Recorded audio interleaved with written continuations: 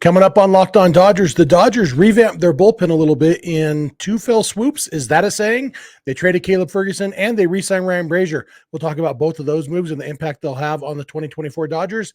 And we will answer a listener question that we thought was intriguing. Shohei Ohtani hasn't been booed much in his career, and he probably will be this year. How do we think he'll handle that? We'll talk about all that. So let's get Locked On Dodgers. You are Locked On Dodgers, your daily Los Angeles Dodgers podcast. Part of the Locked On Podcast Network, your team every day.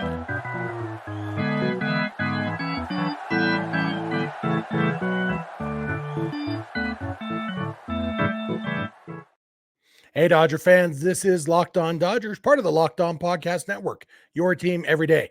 Thanks to our everydayers for making Locked On Dodgers your first listen every weekday morning. Remember, this show is free and available on all podcast platforms and on YouTube simply by searching for Locked On Dodgers. Please subscribe wherever you're watching or listening right now. My name is Jeff Snyder. My co-host is Vince Samperio. Vince and I are both lifelong Dodger fans, just like most of you. We've also both spent time covering the Dodgers in the press box and the locker room, so we're not quite insiders, or at least one of us isn't, but we bring you the smart fans perspective on our boys in blue every weekday morning.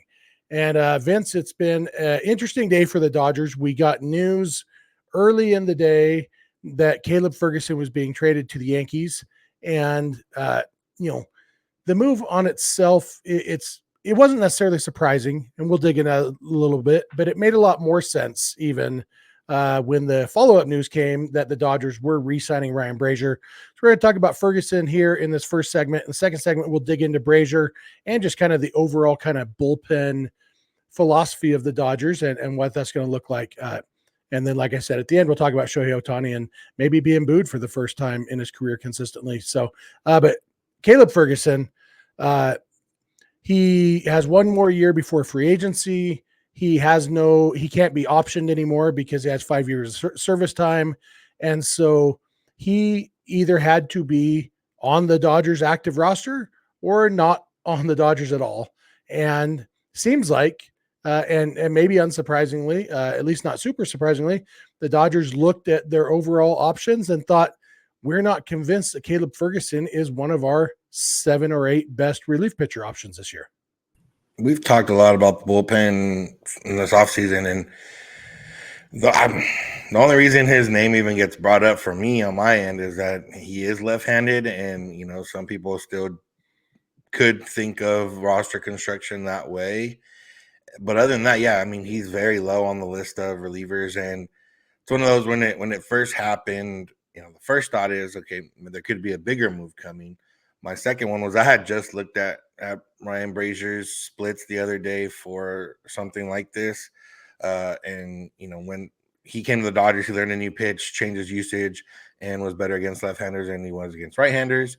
And then, so I thought, he could be an option, or 3, like they just maybe have a lot of young guys that could potentially help out in the bullpen. And, maybe they want to give them a spot. They don't throw left-handed, but if you are someone stuck on the handedness of pitching, last season, Caleb Ferguson gave up a 702 OPS to right-handed hitters and a 748 OPS to left-handed hitters with almost a 400 slugging percentage against left-handed hitters.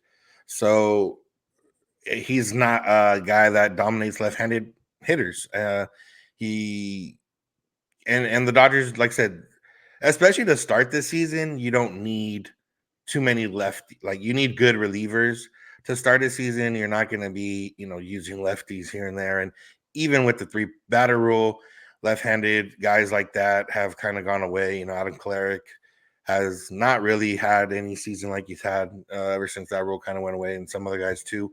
So it's a little bit different. You have to get both sides of the plate out, especially, in times when you have to get 3 outs, and there's not a lot of lineups are not going to have 3 guys hitting left-handed in a row. So for me, when I saw the trade, I was like, oh, yeah, that makes sense in sense of Ferguson. When they said 2 prospects, you were kind of wondering, okay, cool, like, maybe some flyer guys. One guy, not necessarily a prospect. He's a guy who's pitched in the majors, does have some option time, is a left-handed pitcher. Seen a few of his highlight compilations now and could have some stuff that could help out at some point. And then the other guy is very young, 19 years old, has only pitched in the Dominican League so far. So, maybe a little bit more of a flyer type. So, yeah, when I first saw the trade, it made sense to me in the realm of, yeah, Ferguson probably wasn't going to be a guy that they were going to count on this year. Yeah, and that's kind of what it boiled down to. I think also maybe it's a little bit of a favor to Ferguson because Ferguson does have one more year before free agency and has said that he still thinks of himself as a starting pitcher. And he might actually get that chance with the Yankees to make some starts. And, if he can become a decent option as a fourth or fifth starter, that's better for him heading into free agency than being a reliever who isn't really a lefty killer. So maybe it's a favor to him. Not did it as a favor, but might end up being a good thing for him. Like you said, the Dodgers got Matt Gage, who's 30 years old, but has only played a total of 16 games in the big leagues, still has 5 years of team control left. His stuff looks interesting. Definitely looks like the kind of guy who the Dodgers could maybe help refine. He's a big dude. He's 6'3", 265, which is what I was after I lost a bunch of weight back in 2013 and got down to my fighting weight. That was exactly what I was. 6'3", 265 was about as low as I got. And he looks like he gets a lot of swing and miss up in the zone, or even above the zone. So maybe there's some deception there. Seems like maybe there's some things the Dodgers see. The other guy is, like you said, 19-year-old left-handed pitcher Christian Zazueta Jr., born in Navajoa, Sonora, Mexico. Who else was born in Navajoa, Sonora, Mexico, Vince? Yeah, Fernando. Fernando Valenzuela, so Dodgers do have a little bit of luck in their history with young Mexican lefties from Navajoa, Sonora, Mexico. So I'm not necessarily saying that Zazueta is the next Fernando. He's bigger than Fernando height-wise, and he's listed at 6'3", 163. So same height as Gage, 102 pounds lighter. I have never been anywhere near 163 since I hit 6'3". I think I was 163 in fifth grade. But so there's probably some projection for him to fill out a little bit. So lottery ticket there. I think Gage he's basically the same role as Ferguson, except he has minor league options, so he can pitch in Oklahoma City until they actually need him. Overall, even without getting to the Brasier part of this, I kind of like this trade pretty much on its own merits because they basically trade Ferguson for his replacement, a little bit more flexibility, and get a lottery ticket in Zazueta. Yeah, and that's what it came down to. It is interesting that they've now traded two lefties to the Yankees. So when they play the Yankees in June, they could face two of the guys that they had on the roster. Yeah. And plus, who else do they have? Don't they have? There's also Yorby Vivas, Clayton Beater. So yeah, there's a lot of former Dodgers over there, and there's former future Dodger Juan Soto over there too, and former future Dodger Aaron Judge. Man, all sorts of former future Dodgers. But like you said, you were looking at Ryan Brasier's splits, and you tweeted about Brasier's splits, and it was literally like 17 seconds later that the tweet came out that, oh, by the way, the Dodgers also re-signed Ryan Brasier. So we're going to talk about that because these really are tied together pretty closely, the Ferguson trade and the Brasier signing. So we'll dig into that. So please keep it locked on Dodgers. This episode is brought to you by eBay Motors. Passion, drive, and patience. What brings home the winning trophy is also what keeps your ride or die alive. eBay Motors has everything you need to maintain your vehicle and level it up to peak performance. From superchargers, roof racks, exhaust kits, LED headlights, and more, whether you're into speed, power, or style, eBay Motors has got you covered. With over 122 million parts for your car, you'll always find exactly what you're looking for. And with eBay Guaranteed Fit, your part is guaranteed to fit your ride every time or your money back. Because with eBay Motors, you're burning rubber, not cash. With all the parts you need at the prices you want, it's easy to turn your car into the MVP and bring home that win. So keep your ride or die alive at ebaymotors.com. Eligible items only. Exclusions apply. eBay Guaranteed Fit only available to U.S. customers. Hey, we're back. Well, thank you for making Locked On Dodgers your first listen every weekday morning. Especially want to thank our everydayers. We really appreciate all of you who do make it a point to watch or listen every day. If you're not an everydayer, it's really easy to become one. Just watch or listen every day. You can also become a Locked On Dodgers insider, which is the next level, getting direct access to us. It's a fun little texting service. We text you our thoughts, our insights, and you can text back with us. We text back and forth all the time with our insiders. It's a lot of fun. Just a few bucks a month, has a free 14-day trial. So if you want to become an insider, support us a little financially and get that direct access, go to joinsubtext.com/LockedOnDodgers. You can also check out the two 24/7 streaming channels on YouTube that the Locked On Podcast Network has. One is called Locked On Sports Today. The other one is Locked On Sports Los Angeles. They both cover everything you could want to know about sports. One obviously has a Los Angeles focus. So whoever you're interested in the entire sports landscape or specifically Los Angeles sports, check out one of those channels on YouTube from the Locked On Podcast Network. And finally, speaking of YouTube, if you are watching this on YouTube right now, we would love to hear your thoughts in the comments section. If you're listening on the podcast, we'd love to hear from you through any of our other methods of contact, which we'll give you all that at the end of the episode like we always do. With that said, let's jump back in. Vince, you had just tweeted that Ryan Brasier had reverse splits last year. I was in the process of writing a quote tweet of that and mentioning that Bruce Dargratero was also just as good against righties as lefties last year. I guess lefties as righties, you know what I mean. Blake Trinan at his peak in 2021 was death to lefties. And so kind of you and I were both making the point that Dodgers don't necessarily need left-handed relievers. They need relievers who can get guys out, including guys from the left side of the plate. And that need has only been strengthened since MLB changed the rules. And now there's a 3-batter minimum. And so there are fewer opportunities to pitch to just one batter. And so the left-handed, what they call a loogie, left-handed one-out guy, doesn't really exist anymore. And if the Dodgers really go with a 6-man rotation this year, that's one fewer reliever they'll have in their bullpen. So even in the rare cases when they might want to have a guy face just one batter, they'll be less likely to want to do that because of the limited numbers. So all of that stuff just screamed they should really bring back Ryan Brasier. And sure enough, they did. And for me, the most notable thing, Vince, was that they signed him to a 2-year contract, which means they must really, really believe that the changes that they helped him make last year are for real. Yeah, it's kind of like when they traded for Chris Martin the year before, and then he was really good, and then they wanted him back, but he signed a bigger deal, a 2-year deal with more money to go to the Red Sox, which ironically is who let Ryan Brasier go, and the Dodgers got him. But it's 2 years, $9 million. So in terms of money, it's really nothing, especially for the Dodgers. So it makes sense. If he wanted a little bit more security or whatever he was looking for, he got it from the Dodgers. And yeah, for Brasier, last year, specifically after coming to the Dodgers, he allowed a 377 OPS to left-handed hitters and a 410 OPS to right-handed hitters, just a 211 slugging against lefties, and had 18 strikeouts out of 57 at-bats. So, a pretty good overall numbers there.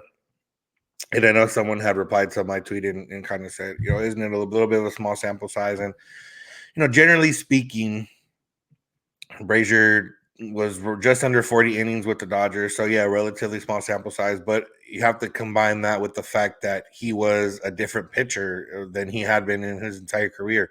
The Dodgers added a cutter to his repertoire. They upped his sinker usage. They lowered his four-seam usage was lowered, through the use of having a cutter now. And it's a completely new pitcher, compared to what he's had in the past. So the sample size plus that gives you a little bit more confidence that he'll be able to sustain whatever he did last year. Obviously, maybe not the ERA under 1 sustainability, but at least sustainability of being a good reliever. And, he talked about it. I saw someone bring up an old interview that he had, kind of like talked about of learning the cutter, and the Dodgers, when the Dodgers got him, that was what they told him, that they wanted him to learn the cutter. They sent him to Arizona for 10 days, or it took about 10 days for him to kind of learn it.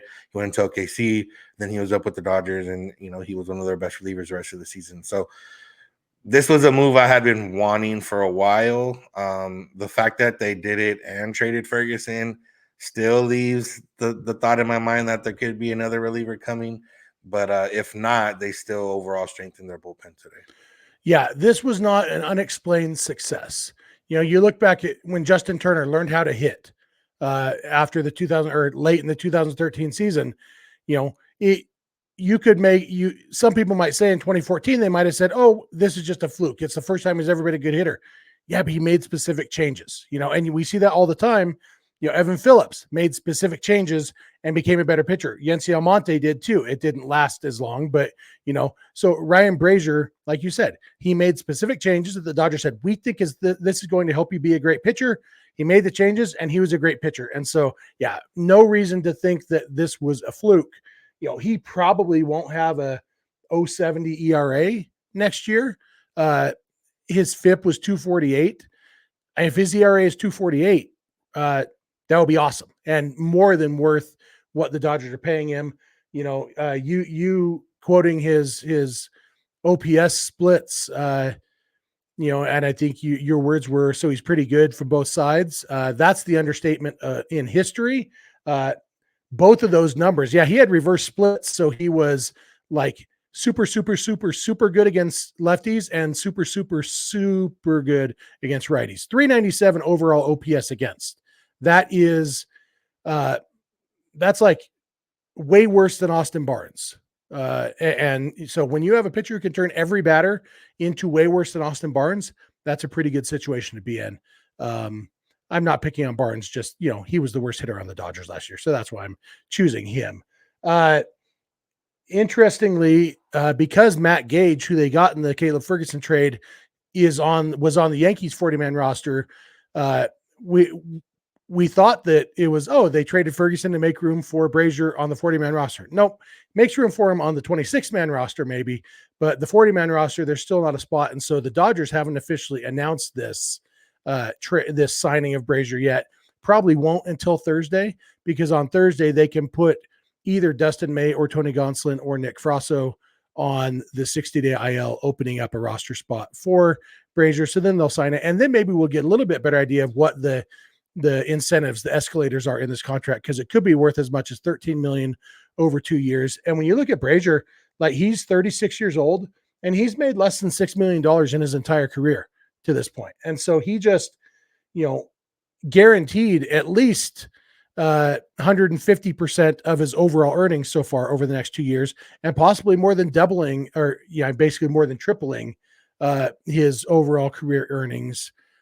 It's a great deal for him. And, it's easy to think that all these Major League Baseball players are rich. And, but when you've made less than $6 million over the course of your career, a career that's winding down, at some point in the next 8 years, Brasier's going to be done playing baseball, and then he has to live on that money. And, you figure he's paid half of that in taxes, it's not as rich. So this is definitely life-changing money for him. So excited for him. And, one interesting note that I wanted to point out, I tweeted this out. It's not important, but it is interesting. When we talk about the 40-man roster spots and the 60-day injured list, I thought I'd pre-answer some questions, because on Thursday, once the Dodgers can put guys on the 60-day injured list, they won't put all three of those guys immediately on the 60-day injured list. And that's because they're not allowed to.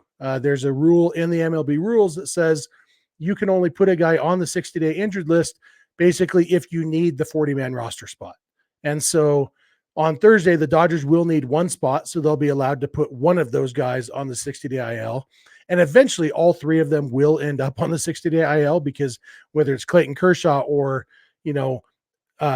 some catcher they have to sign, because Austin Barnes gets hurt and Hunter Fiducia is hurt in AAA or something. So they have to, whatever it is, there's always roster needs that they're going to have to sign people. So all three of those guys will eventually end up on the 60-day injured list, but probably only one of them this week, just because they're only allowed to do it when they actually need the roster spots. I thought that was an interesting thing that a lot of people aren't aware of. And since it is going to come up this week, I thought I'd, like I said, pre-answer those questions. Yeah, I was unaware of that too. So see, I'm pre-answering Vince's questions too. Yeah. You got any other thoughts on Brasier? I think we're both thrilled by this, right? Yeah. The only other note I had is that the small sample size, if you're thinking about a Dodger reliever from last season, is Joe Kelly. He also had good reverse splits last year, but his sample size is much smaller, and Joe Kelly didn't change anything. He just, he's the Joe Kelly experience, and you never know what you're going to get. Yeah, but the Dodgers have plenty of guys who can get lefties out, whether it's Gratterall or Brasier or Trinan. Evan Phillips is great against both sides, better against righties, but very good against lefties too. And so, yeah, they've got plenty of options. And the fact is, several guys who are better at getting lefties and righties out than Caleb Ferguson is. And so it makes sense that he is no longer in their bullpen and these other guys are. So we're going to come back in a minute. We're going to talk about Shohei Ohtani, who won't be in the Dodgers bullpen or their starting rotation this year, but he will be on the field for them. And for the first time in his career, he's going to be hearing a lot of boos. We're going to answer a listener question about that. So please keep it locked on Dodgers. This episode is brought to you by FanDuel. Happy Super Bowl to all who celebrate from FanDuel, America's #1 sportsbook. Look, whatever you do on Super Bowl Sunday, maybe it's being with friends, maybe it's watching for the commercials, maybe it's seeing how many times you can see Taylor Swift, whatever it is, if you're into the sports betting, FanDuel should be part of your routine because there are all sorts of fun things you can bet on. So you can end your season with a W or 2 or 3. Some of the interesting bets available for Super Bowl 58. Obviously, there's the who's going to win. Right now, over on FanDuel, the 49ers are the favorite, minus 2.5. The spread is minus 2.5. They're a minus 105 favorite. So not a huge favorite, but right there. Interesting. Christian McCaffrey is by far the favorite to score a touchdown at minus 220. Travis Kelce's at plus 100. That might be a decent bet. Patrick Mahomes is the favorite to win Super Bowl MVP, which is funny that his team is not the favorite to win the Super Bowl, but he's the favorite to win the Super Bowl MVP. Christian McCaffrey is the favorite to score the first touchdown. One interesting thing, if you want to pick the score, if you think the 49ers are going to win 10-7, you put $100 on that. And if the 49ers win 10-7, you win $37,000. So all sorts of ways you can win. You can bet on all these things. And new customers, if you join today, you'll get $200 in bonus bets if your first bet of $5 or more wins. So just visit FanDuel.com/lockedon to sign up. That's FanDuel.com/lockedon. Make every moment more with FanDuel, an official sportsbook partner of the NFL. Hey, we're back. I want to thank you again for making Locked On Dodgers your first listen every weekday morning. I want to remind you, you can become a Locked On Dodgers insider, interact directly with us through text messages, get our thoughts before you hear them on the podcast, get them in your text box on your phone. Text box? That's not a thing, but you know what I mean. Text messages. Go to joinsubtext.com/LockedOnDodgers, and just for a few bucks a month, you can be a Locked On Dodgers insider. You can also check out Locked On Sports Today and Locked On Sports Los Angeles, the two 24/7 streaming channels on YouTube from the Locked On Podcast Network, your team every day. You would think that a guy who hosts a podcast would be better at saying the word podcast, but sometimes it comes out as podcast. But moving on, we had a question from one of our Locked On Dodgers insiders over on Subtext. We often will put out calls over there, or we give priority to our questions from our insiders. This one was really good. It comes from Steve Farowich. He's a Dodger fan. I think we answered a Steve question a few weeks ago. His dad is from Brooklyn. Steve grew up in Whittier, lives up in the Seattle area now. But he asked how we think Shohei Ohtani will react to being booed, because the Dodgers are now the acknowledged villains in baseball. And Japanese baseball, the fans don't really boo that often.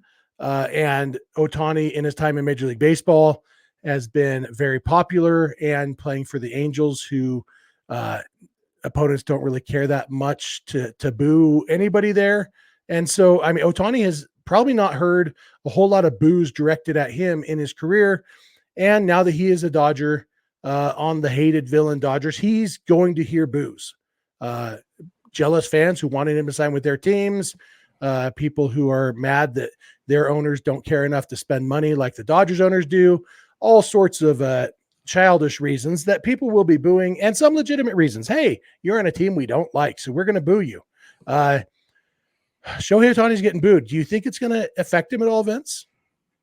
I would hope not. I mean, I would hope that he understands why he would be getting booed if he's getting booed. We've seen guys get booed before from not too much from the Dodgers, like over the top, but just in general in the baseball world.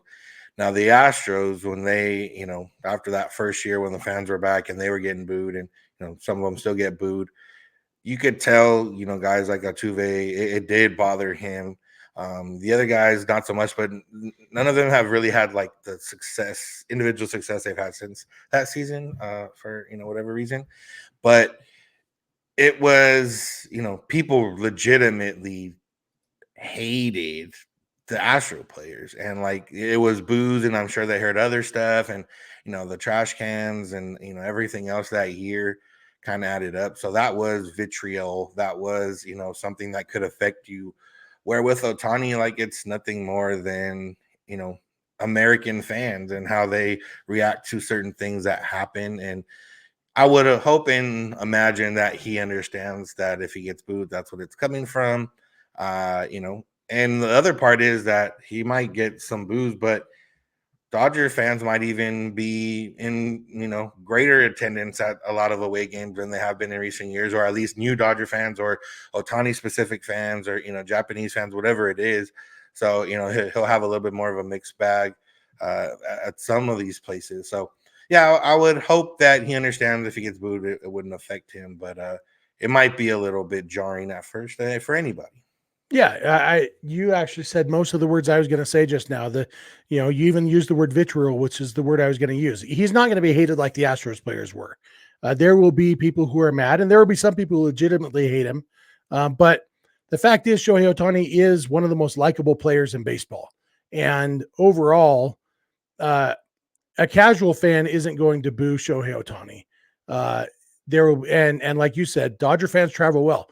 In addition to not being booed in his professional career, Shohei Ohtani hasn't received rabid applause on the road in his MLB career either. Obviously, he's respected. People like him. He's been cheered on the road, but not by 20,000 of his team's fans in a road stadium, the way that Dodger fans do it. And so, yeah, there will be a lot of new experiences for Ohtani this year, but I don't think there's any concern. And this is something he knew. He knew when he signed with the Dodgers what he was signing up for.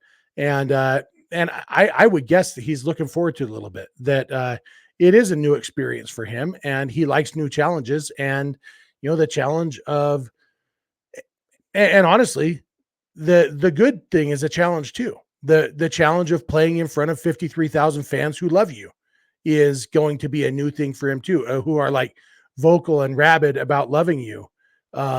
It's going to be a new experience, and not to take anything away from where he's been playing the last 6 years, but their fans don't care quite as much about their team.